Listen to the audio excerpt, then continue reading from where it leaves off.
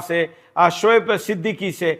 शोएब जी, आखिर जमीन, अब मुंबई जैसे शहर की, दिल्ली जैसे शहर की बात करें तो यहां पर पैर रखने के भी लिए पैसे पड़ते, ऐसी जगह पर इस्लामी देशों में, पाकिस्तान से लेकर मैं कई मुस्लिम देशों के नाम पढ़ सकता हूं जहां पर मल्टी लेवल कब्रिस्तान शुरू हो गई है, मतलब जमीन में एक के ऊपर एक लोगों को गाड़ा जा रहा है। तो फिर हिंदुस्तान में हम इस विषय पर लैंड बढ़ाने के पीछे पड़े हैं, ये आधुनिकीकरण हम हमारे यहां क्यों नहीं करें?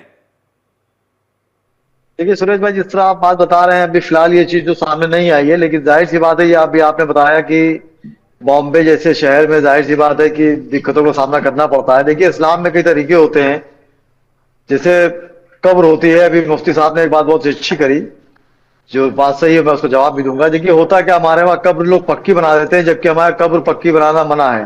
तो जाहिर सी जब कब्र पक्की बन जाएगी तो जाहिर सी बात हमेशा रहेगी, तो वो जमीन जाहिर सी बात है जाया हो जाएगी। तो जैसे बॉम्बे में मैं कब्रिस्तान गया था, मोहम्मद रफी कब्र में जब भी बॉम्बे आता हूँ तो मैं फातिहा पढ़ने जरूर जाता हूँ। तो वहां पे मुझे कमेटी का एक बहुत अच्छा सिस्टम लगा, जो आपको भी पसंद आएगा, कि वहां हर 3 साल में कब्र पलट दी जाती है। मुफ्ती साहब समझ रहे होंगे इस बात को।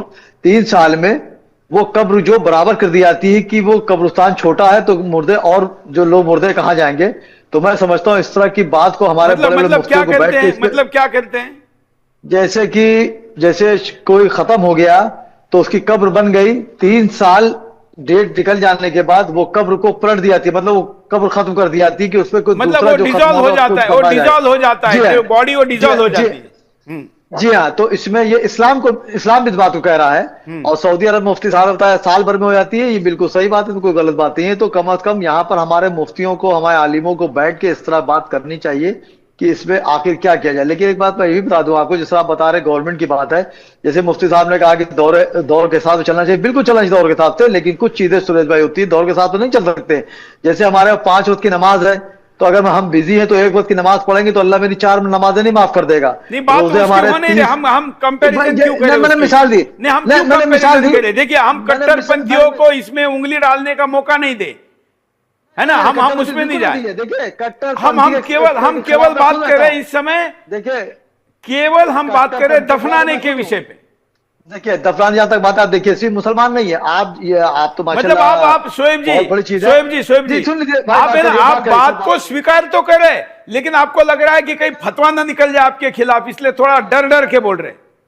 नहीं देखिए होता क्या, देखिए हमारे वहां क्या, मुस्लिम तो देखिए दफनाया जाता है और ईसाई दफनाया जाता है, और कुछ हिंदू भी हैं जो दफनाए जाते हैं, आप भी जानते हैं। कुछ वहां मेरे हिंदू लोग हैं जी, कि कुछ कुंवारे जो बच्चे मरते हैं हिंदू, तो उनको दफनाया जाता है। तो इस तरह से मुसलमान टारगेट ना रहे, इसको बैठ के बात की जाए। और जाहिर सी बात, शोएब सिद्दीकी है तो दफनाए जाएंगे, लेकिन पक्की कब्रें बना दी जाती हैं, उसको हमेशा रखा जाता है। इस चीज पे सोचने की बात रहेगी। और जहां तक कब्रिस्तान है, देखिए गवर्नमेंट का कब्रिस्तान देती है तो ऐसा नहीं कब्रिस्तान फ्री में दिया जाता है, किसी गवर्नमेंट दिया तो कमेटी बन जाती है, कमेटी की निगरानी रहती है। और जापान ने भी जो बात कही है, जापान ने एक बात कही है कि हम आगे जमीन नहीं दे सकते। उन्होंने एक दौरे हाजिर के हिसाब से ये बताया है कि जाहिर सी बात जमीन की हकीकत है, जब दुनिया कायम हुई थी, दुनिया आपके हिसाब से दुनिया ब्रह्मा ने बनाई थी, हमारे हिसाब से अल्लाह ने दी, सब बात घूम फिर के एक आती है।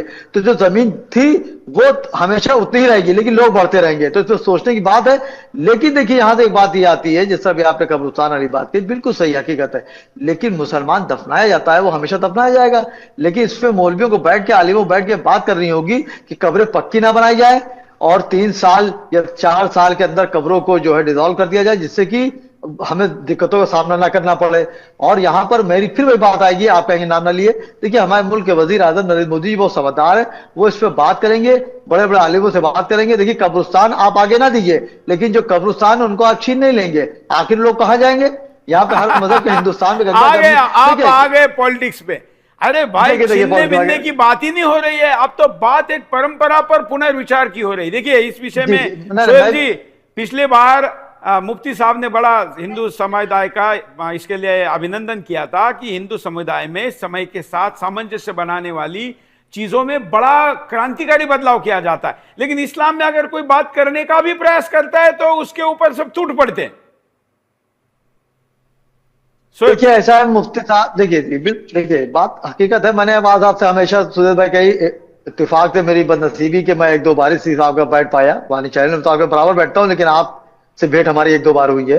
हिंदू है मुसलमान है, जला दिया है बहा दिया है, वो गलत चीज है। लेकिन हाँ, इस पर सोचने की बात है, मैं आपकी इस बात को एग्री कर रहा हूं, इस पर सोचने की बात है, चूंकि कब्रिस्तान में देखिए जगह कम हो गई है, लोग पक्की कब्रें बना लेते हैं, खानदान वाले जमीन खरीद लेते हैं, जो रसूखदार लोग होते हैं वो जमीनें पहले से एडवांस में खरीद लेते हैं, मुफ्ती साहब की इस बात को मैं मान रहा हूं, और खरीद लेते हैं, खरीदने में पक्की पक्की कब्रें बना देते हैं, वो जमीन हमेशा के लिए जाया हो जाती है, चाहे 1 बीघा हो चाहे 2 बीघा हो। तो उसमें आम जो मुसलमान जब खत्म होता है तो उसको दफनाने में दिक्कतों का सामना करना पड़ता है। जिस तरह आपको याद होगा कोरोना में कब्रिस्तान बिल्कुल फुल हो गए थे और वहां मट्टियों में बड़ी दिक्कतों का सामना करना पड़ रहा था। और 3 साल का जो मामला है, यह हकीकत इस्लाम में भी है कि कब्र का नामो निशान धीरे धीरे मिटा दिया जाए, और इस्लाम में मरने के बाद गम 3 दिन का होता है, फिर और आखिर में 40वां होता है। उसके बाद जो है होता है कि दुनिया चलेगी कैसे, इसलिए अल्लाह ताला एक जो मामला रखता है बात कि हम आपने दफना यहाँ के पर निकलते हैं। कही, क्योंकि आपने सऊदी अरेबिया का उल्लेख किया, तो मैं आपको बता दूं कि सऊदी अरेबिया में पत्थर लगाकर पक्की कब्र बनाना गैर कानूनी है। हिंदुस्तान में अगर इसके विषय में मोदी सरकार है, कोई भी सरकार, मैं कांग्रेस सरकार भी कहता हूं कि अगर कानून बनाने की बात करेंगे तो उसके खिलाफ सब उतर जाएंगे, लेकिन सऊदी अरब में पक्की कब्र बनाना गैर कानूनी है। नहीं सुधीर भाई, बहुत अच्छी बात कही है, मैं आपकी बात मान रहा हूँ, ये मैं कह रहा हूँ, मैं ये नहीं कह रहा हूँ, मैंने आपको सऊदी का मिसाल जब दी थी दफनाने के उस पर, सऊदी में तो बहुत सख्त कानून है, वहां पर आप पक्की कब्र नहीं बना सकते हैं। देखिए हमारे नबी जो पहले आखिरी नबी थे, उनकी बात छोड़ दिए, जो जनरल वहां पे लोग खत्म होते हैं, आप पक्की कब्र नहीं बना सकते हैं। अगर आप पक्की कब्र बना देंगे, पत्थर लगा देंगे, तो जो आम मुसलमान जब वो खत्म होगा तो वो कहां दफनाया जाएगा? सऊदी अरब को मैं मान रहा हूँ, आप बिल्कुल सही कह रहे हैं। यहां पर भी मैं चाहता हूं कि बड़े हमारे मुल्क के वजीर आजम, देखिए वही है मेन, बैठ के बात हो इस पे कि कब्रें कम से कम आप लोग पक्की ना बनाइए, आप लोग अपने आलिम से बात कर लिए अगर, और हमारे पढ़ाई लिखाई की कुछ कमी होती है उसमें क्या है कि आप आम आवाम में बात पहुंचाइए कि आप लोग पक्की कब्रें ना बनाएं, जिससे कि जो और लोग खत्म होते हैं दफनाने में दिक्कतें आती हैं। लखनऊ में देखिए ऐशबाग का कब्रिस्तान बहुत बड़ा है, लेकिन वो आज वो भी भर गया है, क्योंकि पॉपुलेशन दिन ब दिन बढ़ती है। मैं धर्मगुरु ने बहुत अच्छी बात की कि जो जमीन है, जब दुनिया कायम हुई थी वो जमीन तब की उतनी आज तक वही है, लेकिन लोग बढ़ते जा रहे हैं। तो ये सोचने विचार तो है, दो राय नहीं है, बिल्कुल आपने बहुत अच्छी बात उठाई है।